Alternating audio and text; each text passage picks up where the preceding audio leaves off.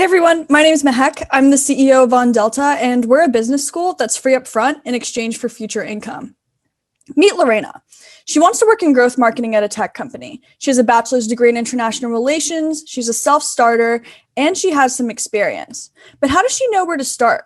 There's so many fields within marketing, but let's say she chooses one. She still has to learn these skills on her own and then apply with thousands of other people through AngelList and LinkedIn. That's when she decided to come to OnDelta. We're 15 weeks long. We provide 300 plus hours of learning experience to our students, and we're full-time friendly. So students like Lorena can work a full-time job while going through our program. We're Unbundling Business School, and we've created a repeatable model that can be used for any sector, not just marketing, starting off with our admissions process. We have a data-led application process that has helped us bring in 1,200 plus applications from 25 plus states. After students get accepted into our program, they go through our marketing curriculum. Our classes are completely live on Zoom, and we have a student portal where we're tracking our students' mastery as they're going through the program through quizzes and projects. After going through our marketing curriculum, we put our students through 2 weeks of career curriculum. This is where we help them identify their dream jobs, create their resume and decks, and they also learn outreach strategies because at the end of the day, we want to teach our students how to fish. After going through our curriculum, we put them through 6 weeks of an apprenticeship. This is a paid opportunity for the student, and it can be repeated if the student needs to get some more experience under their belt before they go to work for a company. And the way that we help our students land jobs is through our hiring partner relationships. We have 30 plus hiring partners that we're partnered with currently, and students can work on contract or in a full-time role after they graduate from our program. This is a quote from Lorena's apprenticeship company. They loved her so much that they hired her. And this is her cat that stayed with me for a few hours while she was moving into her apartment in San Francisco. The really exciting part about OnDelta is that we're $0 up front. And that's because we use a financial instrument called income share agreements. We take 10% of our student salary for 2 years, as long as our students are making over 40K per year, and our students are never gonna have to pay us more than 18K. Since launching in September 2019, we've signed $500,000 in income share agreements, and we have a 60% placement rate.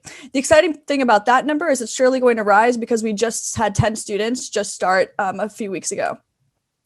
For us to reach $10 million in income share agreements, we'd have to place 700 students. And for us to reach 100 million, we'd have to place 7,000 students. And the way that we plan on doing that is through building the business school of the future. Today, we're offering very specialized marketing classes, but tomorrow we want to offer classes in sales development, human resources, and other non-technical spaces.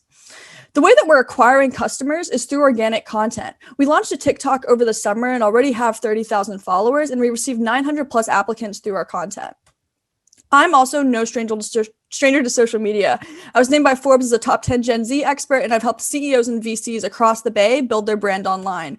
Our growth instructor, Tyler, did the growth curriculum at Draper University, and Nelson built a career consulting firm from the ground up.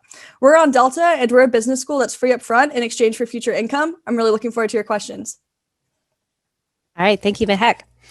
All right, investors, Jocelyn, you are up. Question for Mehak. That was a fantastic presentation. Thank you for that. My question is around your screening process for your applicants as well as the dropout rate. What happens when the ISA agreement when a graduate drops out before completing your program? All right, thank you. Keith, question for Mehak. Yeah, first, does the employer pay directly to you? So there's not a collection issue, number one. And number two, could you just talk a little bit more about the types of jobs that you're able to place people into, both pay and industry type?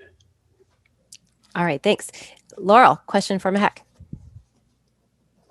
Yeah, my main questions are around accreditation and why business school and not something that's more traditionally apprentice type.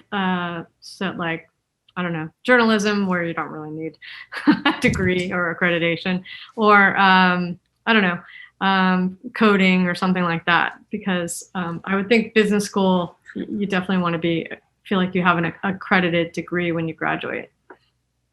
All right, thank you. And let's take a couple from Syndicate. James is asking, is there a market to resell the income share agreements? Diana, what's average income for your job placements? Sorry, Jackie, what was the last question? The average income for your job placements for your students.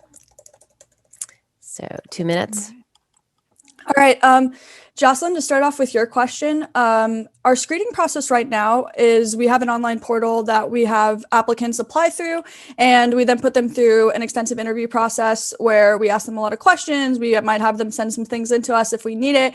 And we use the program as a way to filter for if the students are actually a good fit for us to place. So for the first week, we don't charge our students anything if they decide to drop out. But after that, going up to week 8, the ISA is tiered. So let's say they drop out in week 4, they would only have to pay I think it's 6 or 7% of their salary instead of the full 10. Keith, does the employer pay directly? Absolutely not. And that's because we don't want to limit our students' access to companies. Let's say I have a direct relationship with a friend at Google. I want to be able to give my student that opportunity to go and land a job at that company without having to work with Google's team to create a partnership. The types of jobs that we're placing our students in, we're mainly just teaching paid acquisition right now. So we're placing our students in demand generation roles. And Laurel, this leads into your question about accreditation. Because the programs are so specific, like with paid acquisition, we can prove quantifiable results with our students and say, hey, this student, whenever they were going through apprenticeship, we're able to provide X results for this company. And we know that they'd be able to do that for you as well. And in the future, specifically with marketing and sales, you don't need a degree anymore to go out and do that. And these companies are looking for people with experience. And that's where we're starting to see the trend moving. James, is there a market to resell the ISAs? Absolutely. We're seeing now that funds are starting to come in and helping with securitizing the ISAs and buying them up front for a little bit cheaper. And the average income for the students that we've placed so far, if they're working for a company in the Bay Area or in a city, it's anywhere between 70 to 80K. Students that are working remotely or are in a flyover state area, they're probably making anywhere between 50 to 60K per year. Thank you so much. I'll answer some more questions in the chat.